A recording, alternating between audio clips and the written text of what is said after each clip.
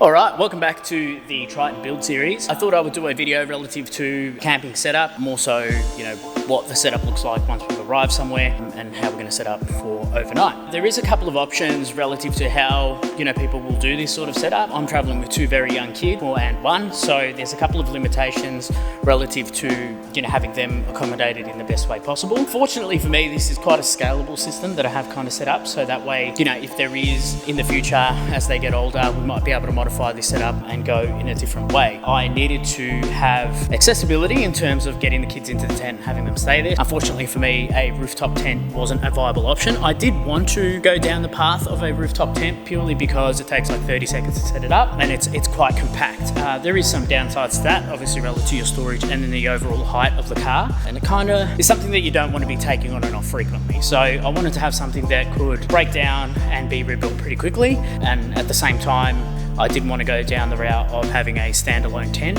just because, I don't know really why, but I just had the preference for having something that was central around the car, so you don't have to worry about too much in terms of, first and foremost, the space that the stuff's going to take up, as those sort of standalone tents. They can take up quite a bit of space as well, and they can be a pain to set up. In some instances, not all of them. I wanted to make sure that the system that we had was central. I'll run you through the way that I've done mine, and bearing in mind that obviously that's relative to scalability. So I will be in the future maybe moving to a rooftop tent once the kids get a little bit older and they can sleep in there if they're having any issues. When we go camping, we also cart a cot around with us as well. So carting the cot around generally means that that has to be within the tent, and putting that on a rooftop tent that's not going to be possible. So I'll run you through the way that I've done mine, and then I'll run through sort of the small stuff the way that I have, I guess, my kitchen and stuff set up as well. Basically, as you can see behind me, I have had it set up, freaking out the neighbors a little bit because I'm setting up basically a campsite inside my factory, which looks a bit weird. So as you can see here, I've got some B-roll there too to highlight it, make it a little bit easier as well. But basically, we run an awning room, I guess they're better known as, but it also doubles up really well as a tent for us as well. So we have awnings on both sides, which allow us to set up an awning on whichever side that we like. The way that I have it set at this moment was basically just because of the space. I was limited in terms of how much space I could have. The cars that are behind me under the covers, could pull them out and whatever, but that one's got flat tires, and yeah, that one we haven't moved for a while. And that's actually the SS, which has got a little bit of an injury at the moment, but that's a subject for another video. So basically I thought, I'll just set it up here in the kind of lobby area that we've got, if you could call it a lobby. And so that's why I've had it set up on this side. So this is when I have it set in the passenger side of the car. It's a little bit different when I have it on the far side. Generally, we prefer to have it on the driver's side, but if we have limitations relative to campsite and stuff like that, as to, where we can actually have it without it impacting because of trees or space or anything like that, having the flexibility of having both sides is really good. In and around the options that I was looking at relative to standalone tents and rooftop tents and stuff like that, I felt that, you do have the ability to be mobile, I suppose, with the rooftop tent and whatnot, which is kind of a downside with this setup. Looking at it, I suppose the negatives of this, as so far that I've found, really there's only two, and that one is that once you get to a campsite and you set up, you're more or less stuck there. So it's not a huge problem. Obviously, you just get done what you want to get done during the course of that day first, and then you set up, get yourself ready to stay the night once you're sure you're not going anywhere. Outside of that, there is a little bit of loss of space, so to speak. I've got some B-roll to show you what I'm talking about. Basically, the way that the awning is set on the car, I just need to adjust that to bring it out, and it'll probably alleviate a lot of it. But basically, when it's set up, it kind of sits alongside the car, which is no bueno, because you don't want that rubbing when it's really windy and stuff like that. These Tritons in the basic white have been known to have some pretty thin paint. On windy days and things like that, having that rub against the paint is not ideal. So you lose a little bit of space, but it wouldn't be anything catastrophic in the way of comfort. Planted down and decided to stay the night. So it runs off our 2.5 by 3 meter awning, so that's the size of the roof tent itself. So if you have a look inside, you can't really see too much of me now, but it's huge for space, right? So, looking at it in terms of where the roof actually is, it is quite high, so you don't have to duck and weave when you get in there. It's a huge amount of space in there, obviously 2.5 by 3 squared. So one of the things with tents, I guess, basically all you're doing to set up a tent is sleeping. So you don't do a great deal of movement and things like that once you're in the room, in the room tent. Having it set up like this is really cool. It gives us heaps of space.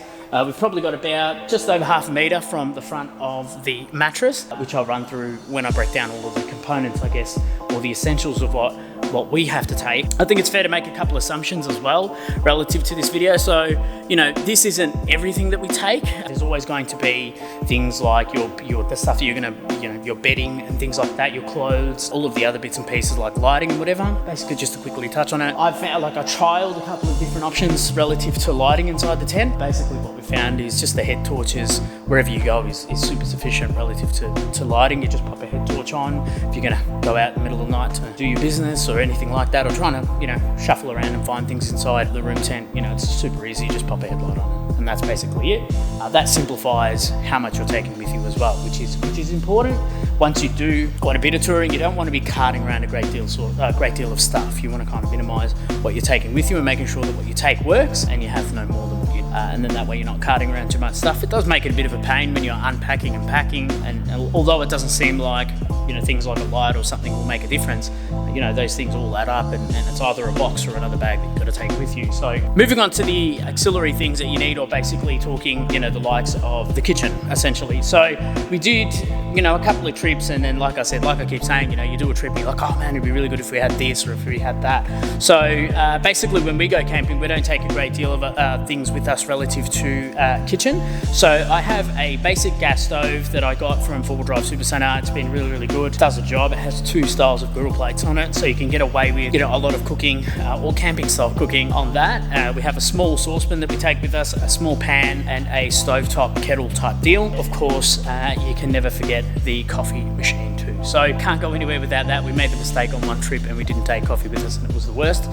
But outside of that, we make sure that that's always there. So I keep all of that kitchen or stove related stuff in the one bag, which makes it super handy. I've got my Jaffle maker and everything in there as well. So never really felt, including the sort of food that we take with us, that we need any more in the way of, we never really felt like we needed any more in the way of stoves and things like that once we're out. It's always been okay. I guess maybe at some stage we might find we need more, but it's been fine so far. Outside of that, when we take, I just have a small 1.5 meter fold out blow mold table. You know, there is solutions relative to drawers and stuff like that, where you have, you know, the fold out, the roll out kitchen and all the rest of it, which is mega. And I did price one up through ARB and well, but that was super expensive. It was like $4,000. Although it would be incredibly baller to have and all the rest of it, I feel like it's overkill for, you know, stuff that you can get away with such a simple setup like the way that we've got going.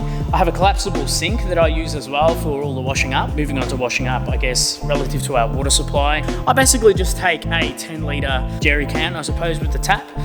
That's been heaps. And, you know, when you realistically look at it, when you're going from campsite to campsite, or you're doing a multi-day trip, mind you, 10 litres of water will last us as a family 2 days. You know, you take a couple of bottles of water in the car, make sure you're always hydrated, and it's always been sufficient. So I just take one of those basic jerry can style bottles with the tap on it, and that's always been fine. When you're going in between campsites, you know, you'll stop through a town. It's inevitable that you're going to need to get something. So, you know, when you stop through a town or you know, anywhere really, you can find fresh water supply relatively easily, you know, depending on how rural you're going. Later on in the year, we are hoping to go to Uluru, Central Australia, and that would be really, really good. But, you know, obviously relative to that, the water supply situation will need to change as well. So water supply is handled by that. And when it comes to, I suppose, the creature comforts around the campfire, when you're camping with 2 kids, you don't generally get much of a chance to sit down and relax. It's a miracle when that does happen, and it's only happened on a couple of occasions. So relative to camping chairs, I've just got your basic run-of-the-mill Bunnings $10 camping chair. Obviously with the gas stove, you need to cart around a gas bottle. We do have now, we've got a small 4.5 kilo. I had been carting around a big 9 kilo monster, but it just takes too much space. So that's basically the kitchen side of things. So like I mentioned before, look, there's probably a lot of assumptions relative to, you know, how we go camping. There's a lot of stuff, additional stuff that we take with us, like bedding, clothing, and all that sort of stuff that comes along the trip as well. But I didn't want to bore you with all the small stuff. I thought I'd just run through the bare bones, I guess the skeleton of how we do things and how we set it up when we go to a destination. So there it is. You know, obviously every single nitty-gritty detail, because I didn't want to bore you guys too much with that, for what our needs are and what we're doing. This setup has been handy. It takes roughly, you know, with 2 people, probably about 5 minutes to set it up. I shot a B-roll that I'll time-lapse into the video so you can see how long it basically takes, but it doesn't take long at all. It's really, really straightforward. So there it is. Thank you very much for joining me for another episode in the Try and Build series. I do appreciate all of the commentary, all of the questions. Keep them coming. I love it. I like being engaging. I like to engage with people in similar situations, whether or not it's a Triton or whatever. But thanks for those that have joined the journey now. I really, really appreciate all of you. It makes a big difference. As I always say, if this is the first episode or a few episodes that you've seen, consider subscribing, like and share and comment and do the rest of it. It does help channels like ours grow. But thanks again. Thank you very much for joining me in another build series, and I appreciate you all. Thank you very much for joining. I'll see you next time.